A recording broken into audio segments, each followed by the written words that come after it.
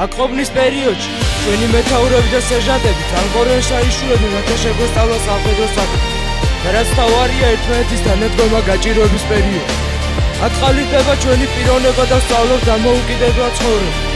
ჩვენ უნდა გავაცნობიეროთ ჩვენი ვალი საქართველოს წინაშე და უნდა შევქმნათ საზოგადოების ელიტა. ყველაფერი გავაკეთოთ სახელმწიფო ძლიერებისათვის მაშინ, როცა ჩვენი ქვეყნის 20%-ზე მეტი ოკუპირებულია. ჩვენ უნდა ვიყოთ მისაბაძი მაგალითი მათთვის, ვისაც სურს ჩვენი სამშობლოს კეთილდღეობა. და ბოლოს, ალბატონებო და ბატონებო, მინდა ერთი პატარა ლექსი შემოგთავაზოთ. ცხოვრებაში ადამიანს მხოლოდ ერთხელ აქვს შანსი. ან სახლში დარჩენას ირჩევს, ან უნდა წავიდეს ჯარში. ერთხელ თუ გადადგავ ნაბიჯს, უკან ვეღარ დაიხერ. გამალებით იბრძოლე და მტრის ბანაკსაც აიღე. შენი სამშობლოს გულისთვის თუ სიცოცხლეს გაიღე. სახლში სიმდიდრეს კი არა, ვაჟკაცობას წაიღე.